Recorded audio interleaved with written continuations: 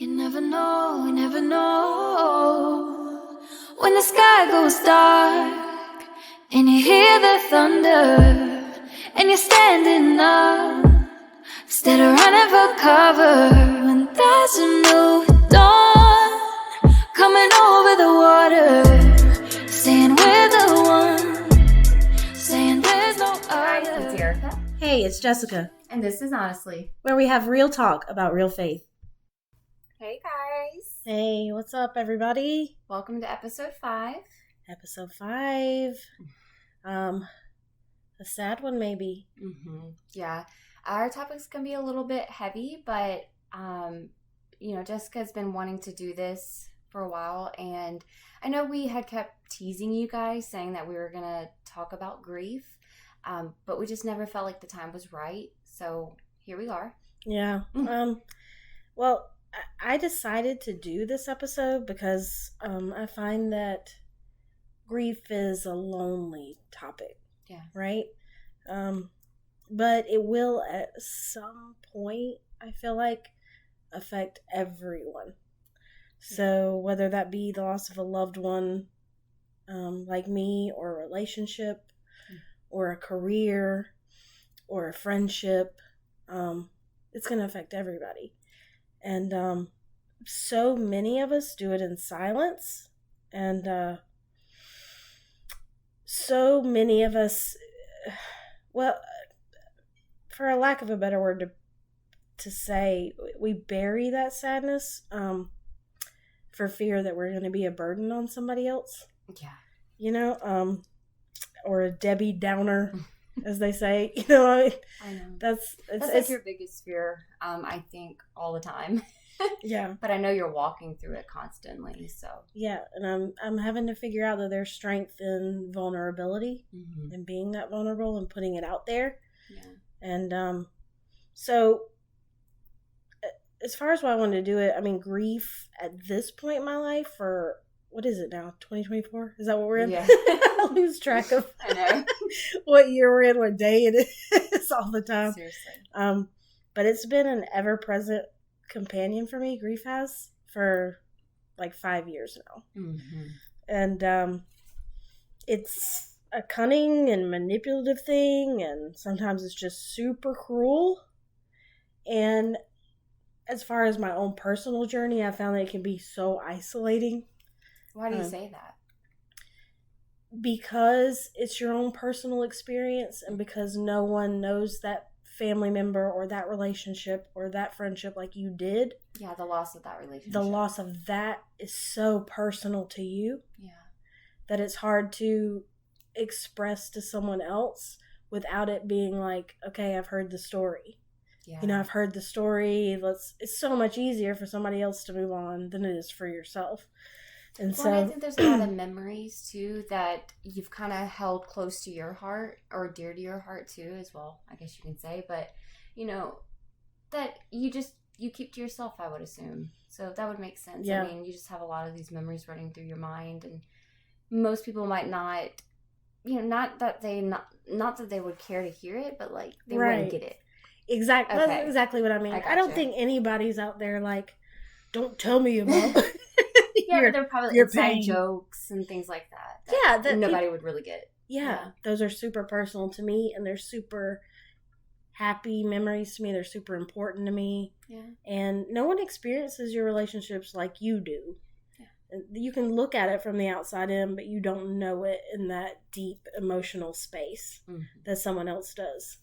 So like I said, when you tell the story, and even if people get emotional about it with you, even if they're sad with you, it's still a lonely space to be in, because you know they'll never understand the full extent of that devastation that it's had on you personally. Yeah. So it's just a lonely spot to be in, and so that's why I felt it necessary to share, my personal story of love and loss and overwhelming grief. Yeah, and I feel like you've been walking through that for a few years now. I mean, you lost your dad, and then I know it wasn't instantly that you lost your mom, but I know she had got diagnosed with cancer not too long after your dad had suddenly passed away. Mm-hmm. Like, I know he was diagnosed with cancer as well, but I believe it was gone, right? Yeah, his was Okay. gone. Cancer didn't kill him. Yeah. Like, the doctor even told us in the hospital, was like, the emphysema and COPD will get him long before the cancer does. Because that And was he my had mom's biggest stopped worry. Smoking, too, as well. So, yeah. So did my mom. Yeah. But She did. it's much too late. But, okay. So, guys, this may be emotional for me. Bear with me. But I'm just going to jump in it and start. So, I lost my dad in December of 2019. To me, it was sudden. I mean, like you said, Erica, he had cancer and he had COPD. He was, in his early 70s. That's so crazy. That's so crazy you just said that. It's not that I didn't know that, but like... How much older he was than my mom? Yeah, and he just didn't really look it or act it. No, he That's never crazy. acted it. That's for Okay. sure. That's interesting. He was a old hippie at heart. And very chill man. If you ever spoke to anyone who knew him, Yeah. they really just He was super loved down him. to earth and cool, absolutely. Yeah, they just loved him. And but he went in the hospital. I'm going to try to make these stories brief just so you kind of get the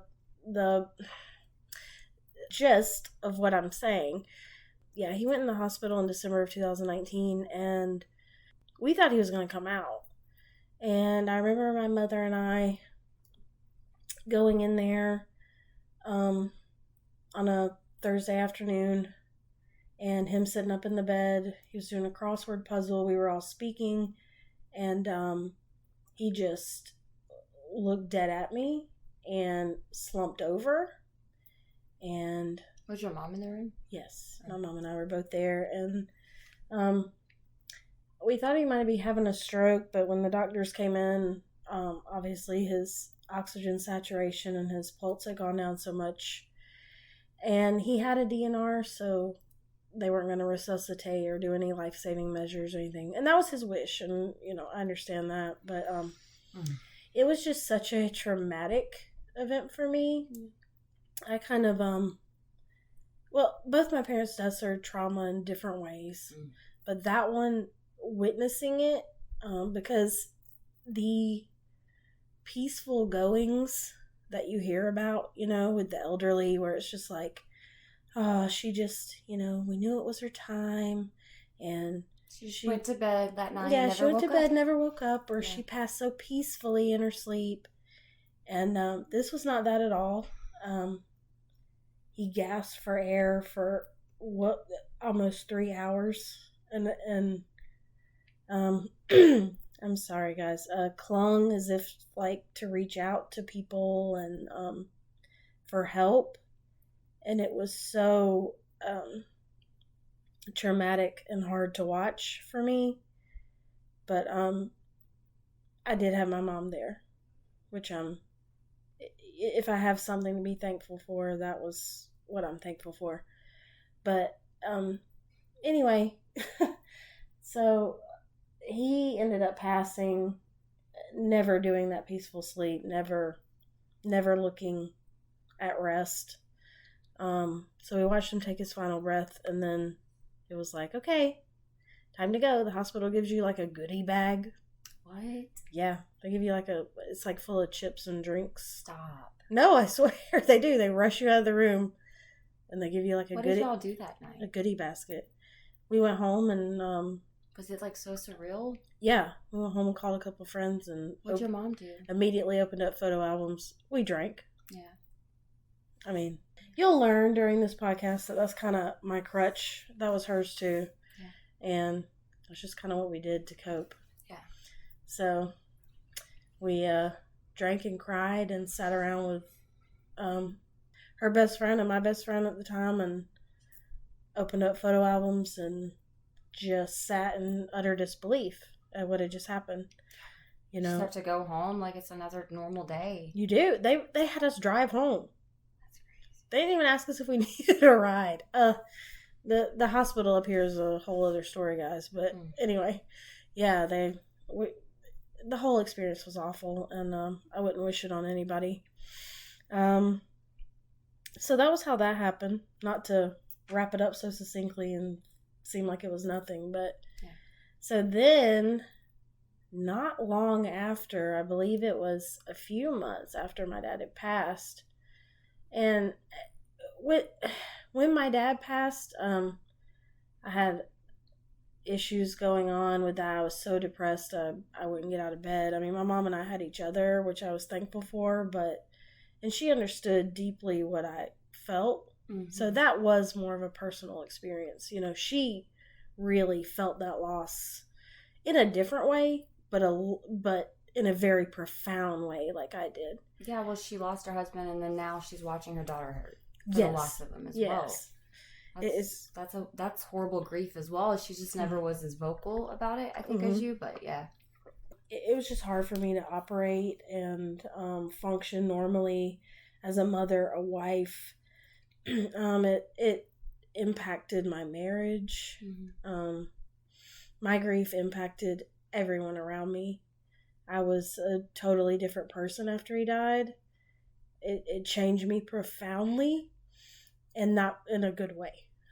Not that, losing somebody ever changes you in a great way, but do you know what I mean? Like, it was just so hard for me. Yeah, well, I'm sure you're dealing with bitterness and sadness and anger. Anger, yeah, those types of things will take control and get in your heart, and it doesn't come out well. Yeah. So after that happened, then Mom got diagnosed with lung cancer, stage 3B lung cancer, a few months later. And I remember just her sitting out. We were sitting outside on the porch, which we love to do. Her porch was her little slice of heaven on earth. She loved it so much. I know you know that. Oh yeah, from sitting back there with us. But many nights out there. She told me, and I remember bawling. And she was just, she was such the epitome of strength to me. She didn't want. She always came with a sense of realism. If any of you ever met my mom, she was very much a realist. Yeah. I wouldn't say a pessimist. She didn't always look on the downside. She didn't always look on the bright side, but she was like going to be like, this is what I think about to happen. So she kind of knew when she spoke to me and talked to me about it that, like, it's right now it's not a death sentence, maybe, but it will be. Mm-hmm. Sorry. But so we had a good year of, the radiation and chemo, all that. She had clear scans, and then one day she didn't. Mm-hmm. A couple months after all the things she went through and all the time we spent in doctor's offices, and I just remember him, the doctor coming in there and saying, it's back and these are your options. Let's you can try to battle this. You can, but chemo already, made your blood counts go down a lot, and the immunotherapy didn't work for you. And so we can try another kind of chemo, but you're probably going to be in the hospital a lot. Or what I would do, which the doctors always like, what I would do, get the patient off their roster, right? Yeah, no kidding. What I would do is go home and enjoy my life. Okay. You got 6 months. And so he recommended hospice. Right off the bat? Yeah, after they found it again, absolutely. He was like, chemo didn't really work for you the first time, so it's probably not going to work this time. And so the chemo, do you think maybe kept her alive for about a year? Yeah. Oh, gotcha. It kept it from growing. So for a she little stopped chemo, and that's where it started to go down. Yeah. And which they can't just keep pumping that poison into you forever. Mm-hmm. It is poison. Mm-hmm. It kills the cancer cells, but it kills everything good too. And I know she had mentioned a few times she was just really tired of going to doctor's appointments, mm-hmm. and I remember, like, this is super, like, vivid in my mind, but just, like, her saying how they got her into a psychiatrist about her being depressed, and she was just, like, laughing about how the guy was saying, "You're the happiest depressed person I've ever met." She did say that. But I think that was like you said, she's so real and such a realist that she just didn't understand depression like that, you know? Yeah, like she was a warrior. Right. Definitely. That's a great way to put it. Yeah. She never, like, She played didn't the want to be victim identified card. as that. No. Never, never, never. And so, getting on, like, just piggybacking off that, what you just said, which is so great. I love when people remember those things about her because it's just like, yes, you get it. Absolutely. But yeah, so when he gave us those options, she immediately went, I don't want to die in a hospital, Jessica. Yeah. I want to do hospice and be at home and be with you, Ella. And so that's what she did, and as everyone assumes and knows, hospice is just a place you go where they keep you comfortable. Well, I assume everyone knows that, but maybe you don't. But hospice is one of those words where it's like, dun dun dun, like that really is a death sentence. Mm-hmm. I mean, in most people's eyes. I feel like she just kind of came home and you had to Google everything. I did. Like, I really did. There was no instructions. There was no, like... Thanks for making me laugh. That's really sad point, but it's very It was true. very frustrating for you. And I do remember that as well through the process of it all. Was like, you would share so many different moments of like, I'm just so frustrated because I don't know how to make her comfortable. I don't know if I'm doing this right. Yeah. And you couldn't get any answers. Yeah, as it got progressively worse, you're right. I mean, they just kind of took, like you said, they gave her the death sentence and walked away. Yeah, I mean, a nurse would come once a week. Yeah, but... Once a week, the nurse comes. Yeah. But you were still having questions, which is crazy. And, like, I know those people work super hard, but it's hard to get in touch with people if you have a genuine question. It's like, why does her catheter look like this? Why, what do I do if she wants to get up and, like, is really struggling to get up, and it's like, and she's bedbound, but, like... And there was different stages, too, that were really confusing for you as well. That's the thing. Like, when she came home, it was like, okay, she got progressively weaker, right? Yeah. So we started with the lift chair, and then, eventually she couldn't get up and out of the bed, so then she slept in the lift chair, and then once she wasn't mobile enough to do any of that or get to the restroom or anything. Like, probably about, you think you'll never forget, but the months blur together. So I want to say it was probably like 3 months before she passed that she became bedbound. Yeah, because when I came over around your tradition that you guys do with the sausage balls and all of that, she just had the oxygen tank. Yeah, she was up. Yeah. Yeah. And then... She was like not great getting around, but she was able to sit in the chair, do the sausage balls, do the Chex Mix. Yeah, have a beer, you know? And then I think that was probably the last memory I truly have of her up and about talking. Not up and about, but like sitting up and talking and being pretty much, there. Yeah, and the anniversary of her death is coming up in March 31st. Mm-hmm. So, yeah. So you're saying that, I think that was around mid-December. Mm-hmm. And then I think the beginning of January, life got busy for a little bit. We went to the beach in January at some point. So maybe mid-January, she becomes bedbound. After the mountains, whenever, I believe. The mountains were in October. She was not steady in the mountains, but that was because I was starting to show signs, I think, where you were like... But also hospice had given her a bunch of medication that right. they didn't tell us how to administer, and so... Yeah. And you're talking about, like, strong... Mm-hmm. Like, you're talking about liquid morphine and liquid Xanax, so it's just like... And I remember very did strong she say, drugs. like, I'm good, I don't really want to take this anymore? Yeah, okay. So... Yeah. I think, those last 3 months, man. Yeah, and the anticipatory grief I went through during that, like, where she changed into not being my mother, but, like, I hate to say that, she was always my mother, but like now she's this person that I live with and care for, right? Mm-hmm. And she can't communicate with me like Which she would get frustrated about because she hated that, like my mother would, you know. And she never wanted to be bedbound. It was her worst fear. Like, was being bedbound. She never wanted to be a burden. She never wanted to add stress on me. Like, that's the whole reason she chose hospice. Was like, you gotta quit taking me to all these doctors and stuff. It's stressing you out. It's, you know, changing your life, you know. She just loved me so much in that way. And she was just so selfless, man. She really was. I love her so much. Really I love her and my dad both in different ways, but they were pretty awesome. The anticipatory grief was rough, and I had hospice didn't give me any avenues. I hate to speak ill of hospice. People have wonderful stories about hospice. My personal experience just wasn't that.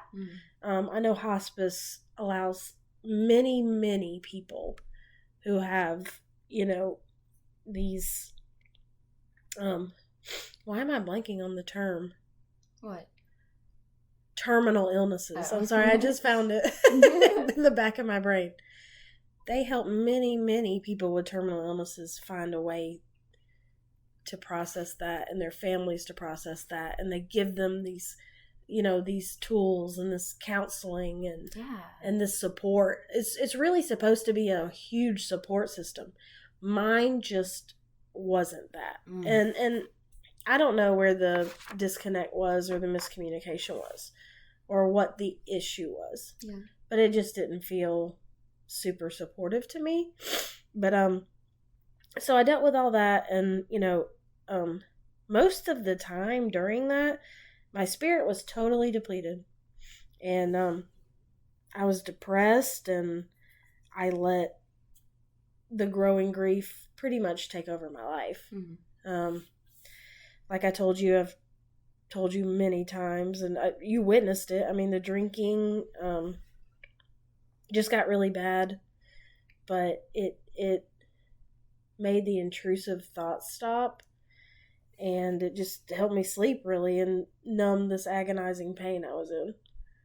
Yeah, I'm not really sure.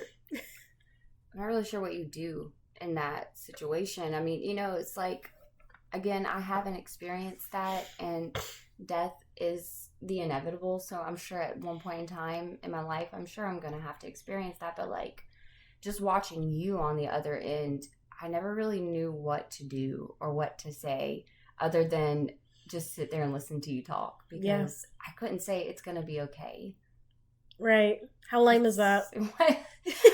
I just didn't believe in that because I didn't think it was going to be okay for a while. Right. You know? Oh, that's so super that's fake. So good you said that, though. Like, it's not going to be okay. Yeah. A lot of people won't just say, it's not okay. Mm-hmm. And I'm so sorry for you right now that it's not okay. That sucks. Like, and it's so never going to be okay again. That's all I kept saying was, I'm so sorry. I'm sorry. Like, of course, the sorry isn't, you know what I mean? Like, no, but that's so much better than they're going to be in a better place. Yeah. If I would give anybody advice just now going through this walk with you and your grief, tell them, like, please try not to like tell somebody it's okay, they're in a better place. It almost comes off a little bit offensive. Yeah, demeaning. Yeah. It's like, well, we all understand that, but that still doesn't, you know, it doesn't change help with the grief. I mean, you know, that's you're diminishing my pain, essentially. Yeah. Yeah, and of course, you know, we all believe that she's not hurting anymore and those things that, yeah, right now, I feel like that could bring you peace a little bit, but in the hardest, like, I mean, you're still trying to process the passing of your mother. Yeah. I just don't think you're thinking, oh, well, she's in a better place. Yeah. No, that's the last thing you're thinking, really. And as we all sat there that night, like, the night's so... It's weird to say that it's so vivid and also a blur at the same time, but it is. It was so fast. Yeah. It was so slow and so fast. I mean, it's a bunch of contradictions all wrapped up into one. But I'll just never forget you sobbing over your mom. I think that will I always wailed. and forever be in my mind, like, not my mind, but like my memory, you know? When close friends of mine who were there spoke to me about it, that was one of their most profound things, was the guttural wail that came from me. I remember too having to leave because I had Ella, you know, trying to get her out of there. And thank all you for I that. Did, of course, We had to get baby girl out of there. She was freaking out too. Because, of course, Ella and Nene who is my mother. Nene is my mother, but we're super, super close too. Yeah, I mean, that's just not the type of environment, you know, of course you wouldn't want your child in at that As moment. the funeral home is coming to cart him out. But I do remember looking at my mother and going like, and I know a lot of people say this about people they've witnessed die, but like after you get over that first instinctual, you know, just gasping for air, trying to figure out what's going on, that guttural cry, you look at them and know they are not there. It is a shell. It's a shell of what held all of their being, but their being is not there. So I mean, and when her heart stopped, mine did too. It really did. In that instant, it stopped. I know, and that's kind of what I was trying to say earlier. Was just like, I'll never forget like trying to get Ella out of there, but I remember hugging you very, very quickly because I had to get Ella out of there. But there was just this immense sadness. I could feel it in your soul. Yeah, it's and palpable. I just looked at you crying and went, I'm so sorry. Yeah. And I had to go. And that was that. But you did, as a friend, like, you know, all the friends take on little roles and duties and stuff. And yeah. at that time that was yours, you were like, okay, gotcha. Mom. I got Ella. Yeah. And, you know, we had so many wonderful people, or I had so many wonderful people come in and, you know, take over those kind of roles and stuff. And Ella's friends' mothers who just swooped in and helped out a lot and took her for like a long time while I tried to process and make arrangements and stuff. So that's the one side, because I feel like none of my friends, except for one maybe that I don't see it quite often, have had this kind of loss. So I haven't had to be on the other side of it, where it's like looking at it and trying to figure out how do I help this person? What do I do? What to say. Because there's nothing that's going to help at the deepest core level of what is wrong. But like, what are the little things I can do that just go, okay, she doesn't have to worry about that today.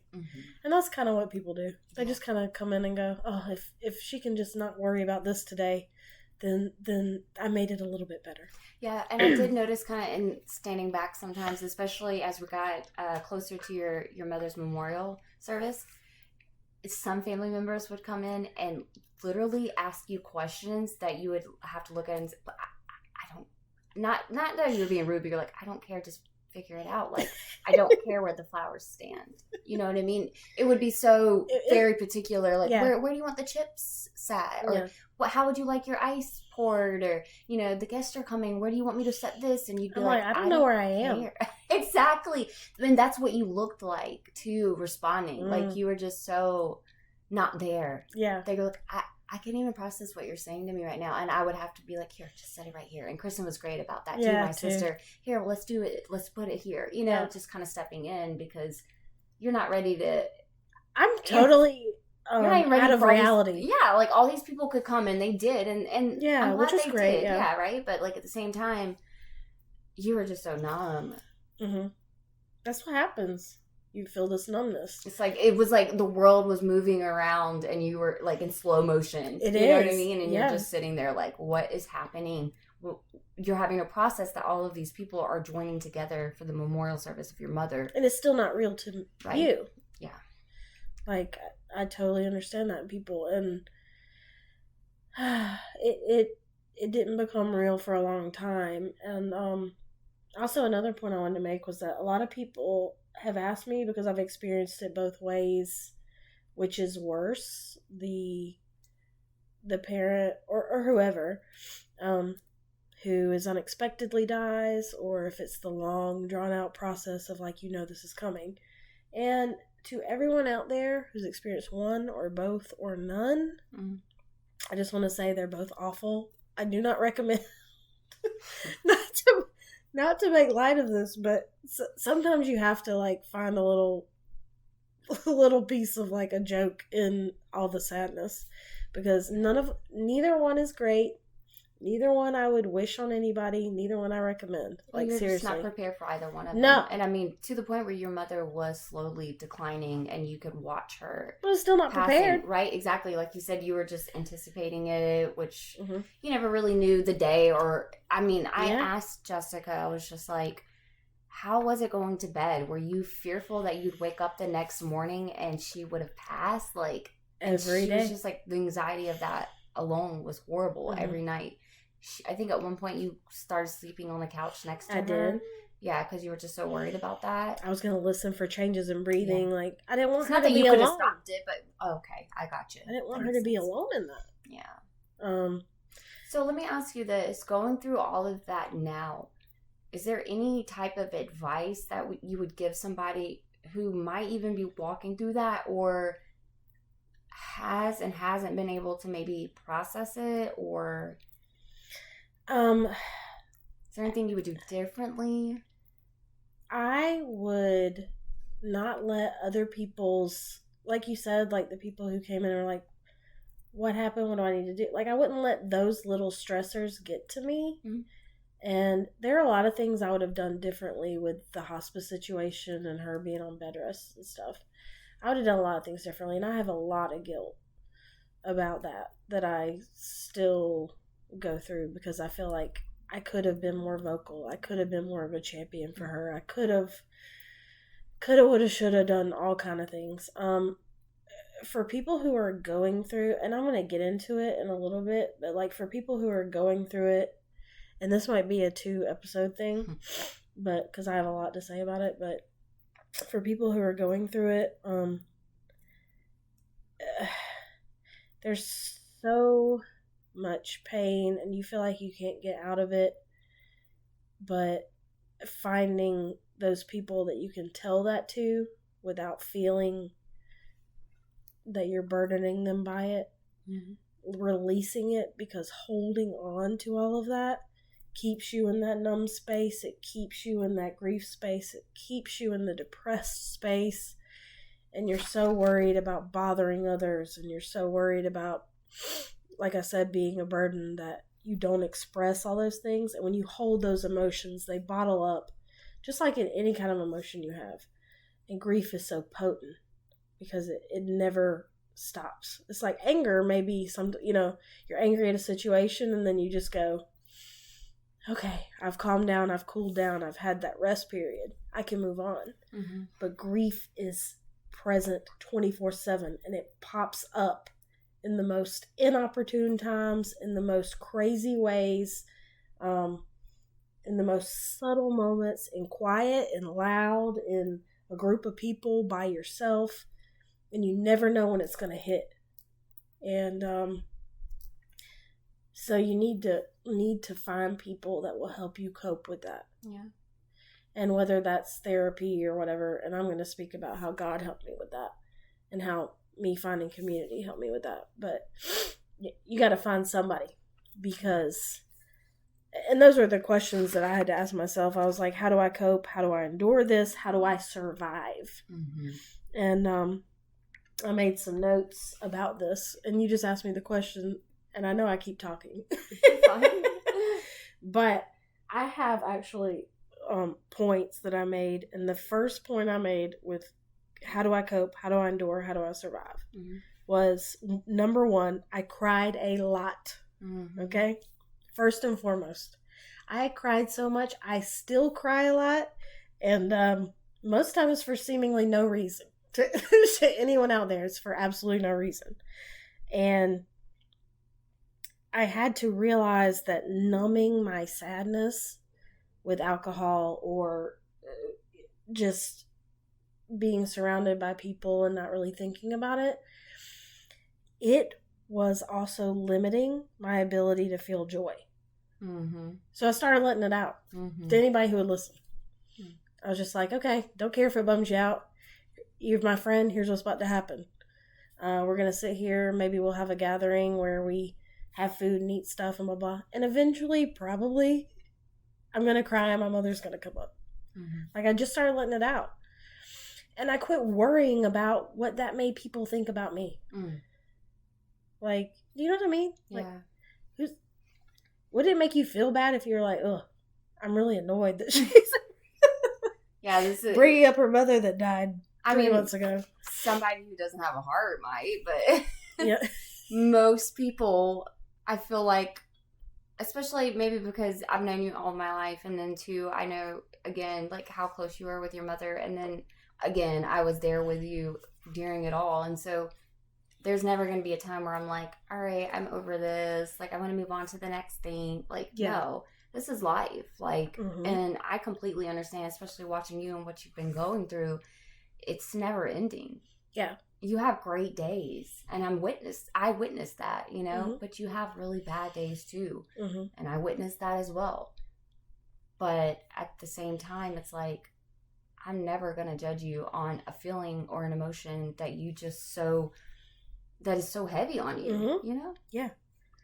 I mean, you've sat there and listened to me cry over some things, and I know there are moments too, and I can understand that, and I do feel like maybe I can relate to that in the fact of like, gosh, you find yourself going to bed that night going, all I did was bum somebody out today. All I did was talk negatively about this one situation over and over and over again, that I'm sure I'm just like a broken record. But then I had to remind myself, it's really heavy on my heart. I'm not a fake person. If someone's saying, how are you? You might find me being like, I'm not okay. I'm about to tell you the truth. Because it's all over my face. Like, you're going to see it. I just wear my emotions on my sleeve. So I'm like that as well. It's like, this is all that I can think of because it's overwhelming. It's taking over me. Yeah. I want to talk about it. It's frustrating. It's sad. Whatever the situation might be. But, like, I would hope somebody on the other end would just be okay at receiving that and know that you'll catch me on a good day. But the last few days ain't been good. Yeah. And if I'm with you, if you ask, buckle up, get ready, let's go. Yeah, you just walked into this, buddy. Now you're about to get a earful. And if you don't like it, walk away. You know what I mean? They'll do that. Some people, I mean, hey, if they don't like what you're saying and they walk away, you gotta respect that too. It's like, all right. Bye-bye, buddy. Bye. Bye. But no, I think most people who have a heart would be like, yeah, that seems pretty heavy. Let's talk about it. Yeah. I tend to be with you, but you know, some people aren't. Some people can't deal because they have their own pain, their own sadness, and a lot of people can't cope with you because they have so much on them. I know, but sometimes I've learned too, Jessica, through, again, here we are, episode 5 talking about, and I guess, you know, I just want you guys to truthfully understand, like, me and Jessica really came back together in the hardest times of our life. Like, I'm serious when I say that. And I know we say that all the time. It was the worst. It was. And we both kind of looked at each other and we're like, why are we leaning on each other? Like, let's do life together. Because our friends have always been kind of slim. Like, we don't have a lot of people or whatever. Yeah. So it's like, let's do this. And so happened we were starting to do that in church, and it helped out a lot. Really more so tremendously helped us in our relationship and Jessica's grief and my financial struggle and just life in general. So yeah, don't know where I was going with that, but no, you went a great space because I wanted to say that like I have more points to make, and like I said, this may be a 2-thing episode because I have a lot of points to make, and I'm super sorry. We're already at 38 I know, minutes. I'm That's sorry, crazy. But because it's so personal to me, I think I have a lot to say about it. But in that thing you were saying, I look back on it and think, you know, God put the right people, the right resources, and the right experiences together to get me to the other side of my pain. Won't He do it? I mean, He did that. He put you there. He put me here. And He let us find each other so that I could, you know, jump that hurdle and get to the other side of it. He really did. And I just remember putting that in my notes that He did that for me. And then you said that, and I was like, oh, so perfect. You said that because He really will. It's just crazy how everything has kind of transpired just looking back, really more so about close to a year now, and what all has transpired, just thinking about when we always say, well, God will work it out for your good. Yeah. I feel like this is where he does that. Yes. Through the loss of your mother or through my loss of my job. It's just like all the struggles we've had to endure, like he's really worked some things out on the other end of it that are so good too. Yeah, for your good. Yeah. Absolutely. So that's kind of goes into like the second point that helped me, overcome, endure, survive was eventually I realized that I needed someone more powerful than myself. Because I was all alone. I was depressed and I was angry. I was suffering. And it's hard when you live with this kind of daily anguish and you have no hope.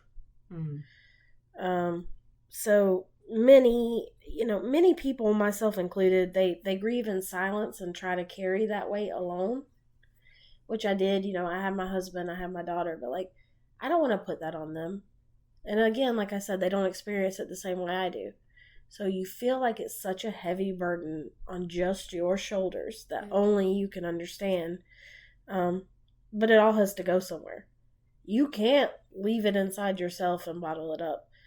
And so I acted out in anger and I made poor choices and bad decisions. Because all that was inside me just brewing. And I had nowhere to release it. So I'm like, I'm not powerful enough. I'm not strong enough to do this. So that was my second point. I just had to make that realization. I can't do this by myself. Yeah. So then just piggybacking on that, the third thing that I realized was that I needed to find some kind of community. Because I'm not powerful enough, I'm not strong enough. So my first instinct was to reach out to others, right? So I really just wanted somebody to sit in the sadness with me, to be honest. To sit in the silence and the sadness and just be. Yeah. Like, if you can have someone just feel it with you, just sit in it, it releases some of that pressure you have cooking inside of you. And I can remember both mom and dad's memorials being very loud. There were a ton of people around. And, right after the deaths, everybody brought food and they helped clean the house and they came to visit and they just, sat in that space with me where it was like, let's talk about them. Let's, talk about all the great things they did and all the happy memories we have. But like 2 weeks later, it's quiet. Mm-hmm. It is so quiet. And now the process starts. Yeah, and that quiet is so lonely. It's so daunting. Yeah, so when how do you navigate the quiet? Mm-hmm. What do you do? And so I thank God put you in a space that we found each other again. Thank God he brought you in. That helped me find church community too. And which the church community then has helped me turn my focus less towards self and more towards others. Yeah, you have purpose again. Yeah. Right. And so it made me feel human again. Yeah. It kind of brought... And that's so important. So if you're telling people who are going through that process, what do I do? How do I cope? How do I survive?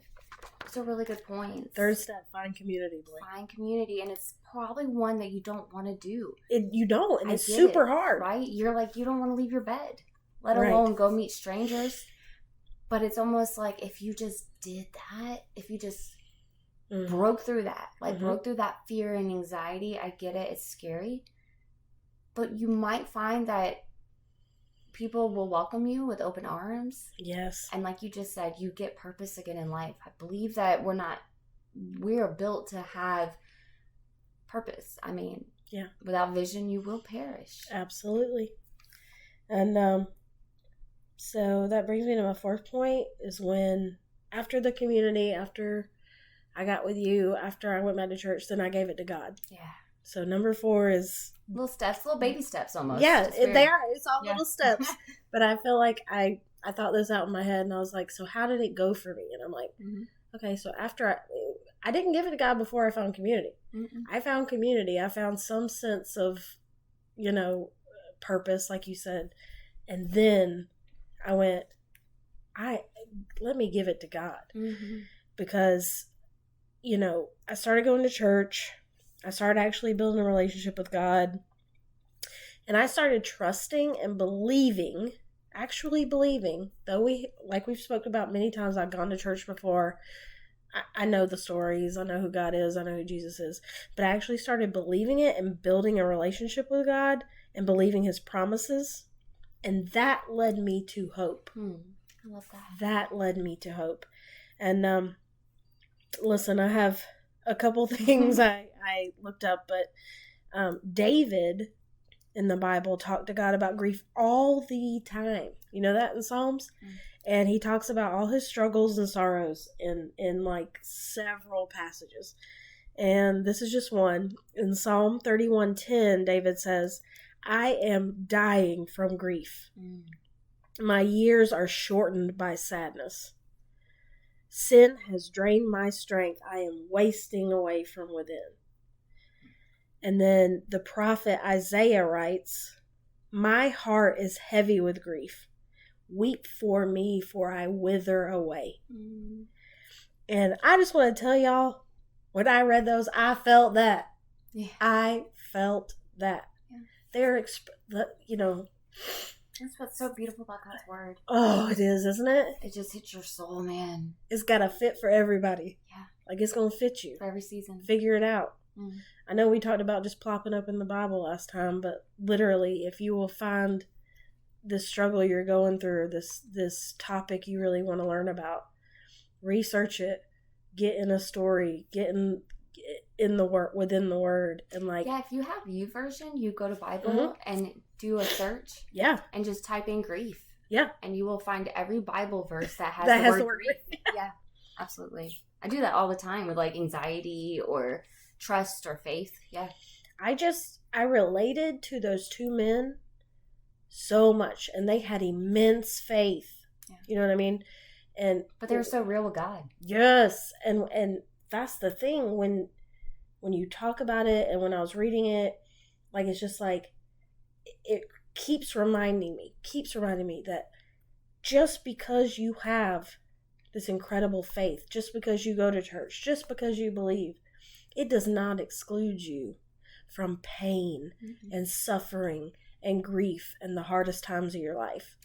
Literally every single person in the Bible experiences like sorrow at some point and suffering.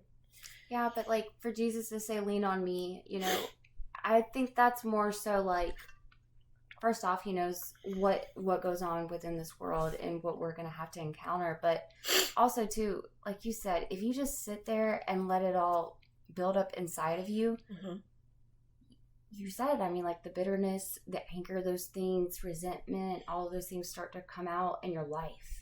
And affect you and the people that are around you. Right. But that's where you can openly say to God, I'm angry. Yes. You don't have to come to God in a proper way of saying, oh, like he knows it. Thank you. So say it. Absolutely. And I think if he's truly your father, he wants to talk with you. He wants you to say it. He gave, when I gave it to him, he gave my whole psyche a way to express things I could not comprehend with my mortal mind. I could not sit in reality and think, they are gone. They are never coming back. You can do nothing to change this. But what does God tell you? Like when you cry with him, what is it that you feel he speaks to you? Like how do you think he comforts you? What is that? That he's here and they're not gone and they're ever present with me. Okay. They live with me, in me, and he shoulders all my burden.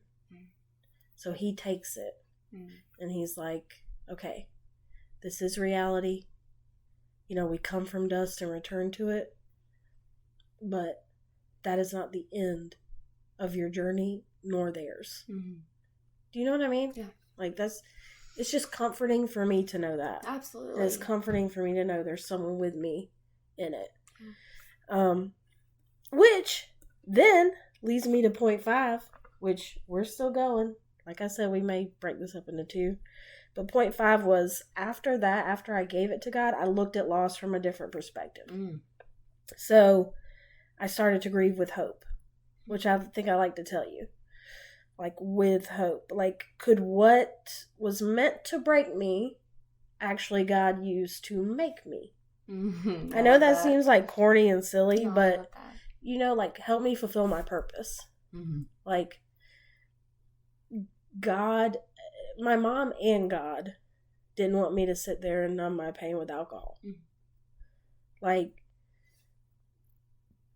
they wouldn't have wanted me to waste my life, you know, and so I consider it, and what I've called it is meaningful suffering, which I think a lot of people in the Bible do. Yeah. Jesus Christ suffered, you know, himself. So if I can be lumped in the category with him of like meaningful suffering, like something that happens but leads you to an ultimate purpose, then I'm in good company. You know what I mean? There's so many people in the Bible I'm in good company with. And also in that purpose, even though grief's still a super mystery to me sometimes I still don't understand it. Sometimes I still ask God why. Yeah. But one thing I have found that is beautiful in it, if I could say one thing, and I hope everyone out there who's experienced it sees this, is the capacity it's given me to understand others' suffering. So I have such a greater capacity to understand others' suffering and hopefully help in that way. Yeah. So even my small part in doing this podcast, whatever, putting all my stuff out there, I hope it helps. And when I tell you I understand you, I understand you. Yeah. You know what I mean? Yeah, I mean, God's in the business of helping people. Yes. And so when he's gonna turn it around for your good, he's gonna get glory for it too. Yeah. God can use your pain for greatness. And at some point I had to sit back and go, just let him. Yeah. Just let him. Yeah. I wasn't. I was sitting there trying to do it. Trying to figure out, okay, what therapy do I need to go to? Do I need to get my child in it? Which I'm not downing therapy at all, but I was sitting there like, what do I do? What do I do? And it was like, just let him have it. Let him have it. And it'll be figured out for you. Yeah. You know what I mean? You'll still deal with it. There's nothing you could do. Yeah, I learned to grieve with God. Yeah. So now I'm currently in that state. I am grieving with God. God grieves with me. And the most beautiful thing, God understands me. And he knows the pain I'm going through. He knows it better than anybody I could express it to. Yeah. And I know that and truly believe that. Yeah. And I just real quick I want to say I just love just listening to your story all over again. I love how it started with grief, with such despair, and now it's turned into you literally just said I can grieve with God. And so if anybody who's listening, it's not that grief will go away because you found God. No, it won't. It'll always be there. But tell me how, Jessica, it feels differently now when you grieve with God versus grieving by yourself. It feels so I was going to speak on Revelation 21:4. Like I say, I'm always going to bring it back to hope and the promises that God has for me and told me about in his word. And Revelation 21:4 says he will wipe every tear from their eyes. There will be no more death or mourning or crying or pain, for the old order of things is passed away. That is so powerful to me. That is a promise that I cling to and hold on to and go, I have the right to look forward to the future for that. Yeah. At some point for all of us. Especially anybody who's gone through a lot of sorrow. What better way what better promise to lean on, right? I want somebody to wipe my tears away. I want God to take away all that suffering and pain. Absolutely. Kind of goes back to our episode last week where we talked about faith, and it's like, why wouldn't you choose that? Right. And like I said, every single emotion you have, all these things are a part of God. Mm-hmm. So all these things you feel, God knows you feel and experienced and created, essentially.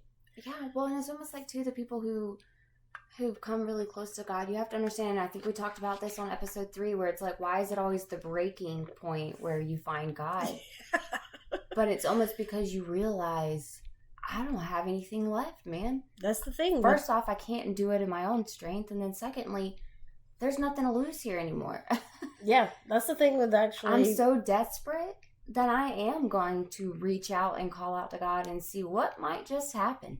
Yeah, you actually feel so powerless, And then he does swoop in, and like you said, your circumstance doesn't most of the time change, or the grief doesn't change, but God does give you hope. But I grieve with hope now.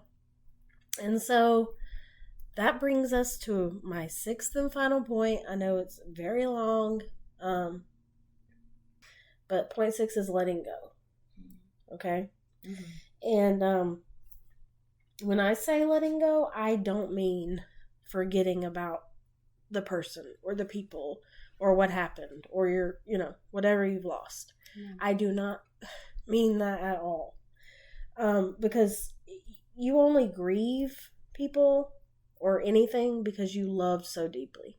So grief comes from this deep love that you had for something or someone.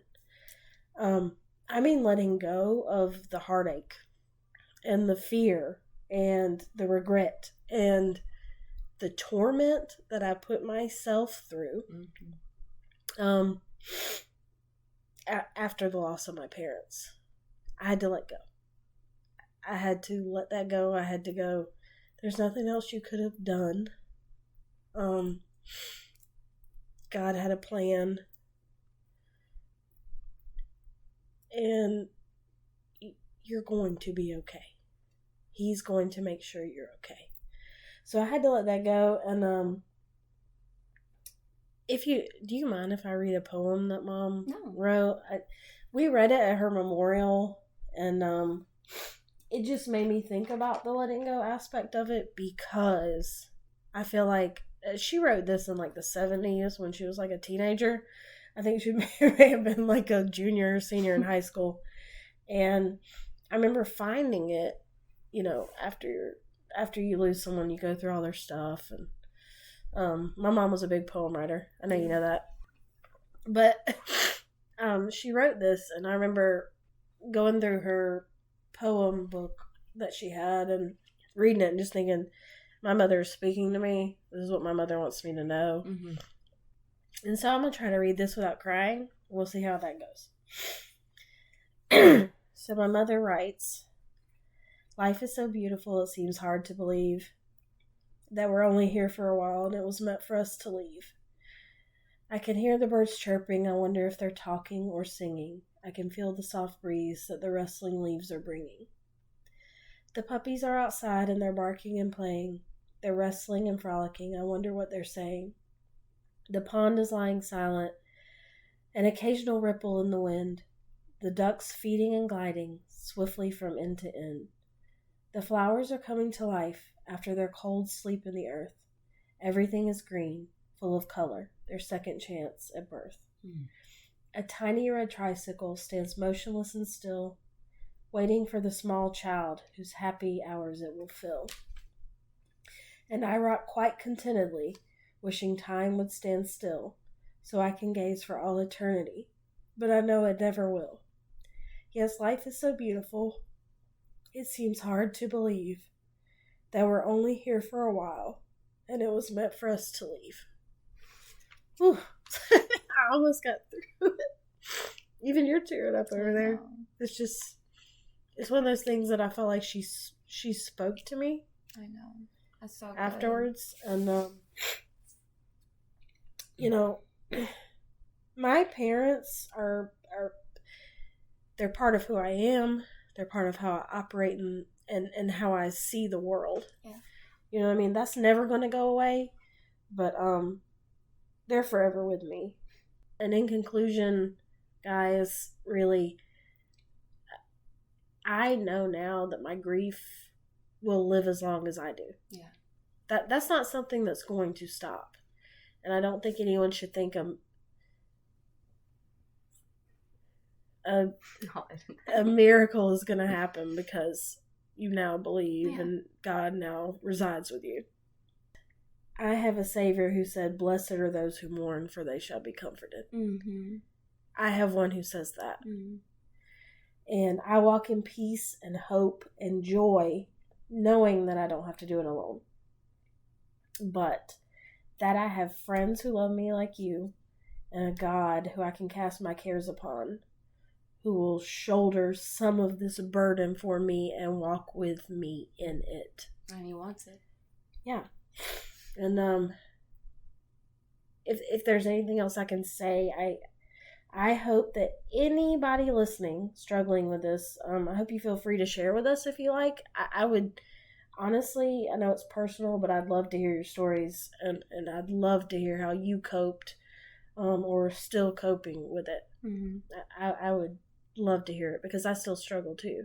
Yeah. You know, it's not something like I've got the magic potion that figured it out, but and I hope that this episode hasn't been a bummer.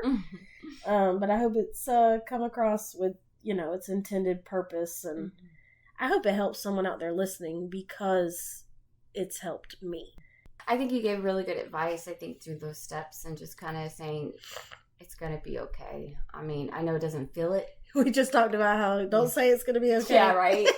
Seriously. But that's kind of how I'm viewing it, like just kind of listening to you. Like, it's not going to go away. Mm-hmm. And it might not feel okay right now. But one day, it will all be okay because God will make sense of it all. Whether it's here or, you know, when we get to go be with him forever. But well, I'm so proud that I got to share this little bit. I feel honored. I feel grateful. Thank you for sitting here. Thank you for sitting here and listening to me again talk about it.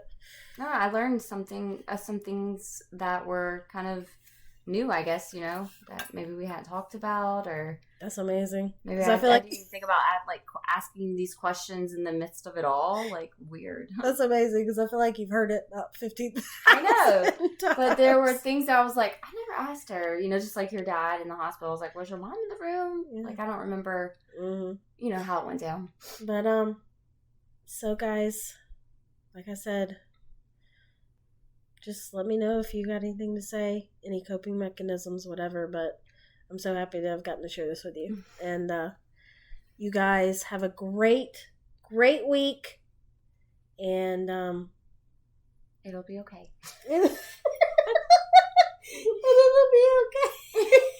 And yeah, it'll be okay. It really will. And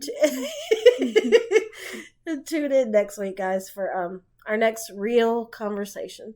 Bye, guys. Bye. Heaven knows we need you now. Would you be the most beautiful consequence of a world that's coming down? Standing up on our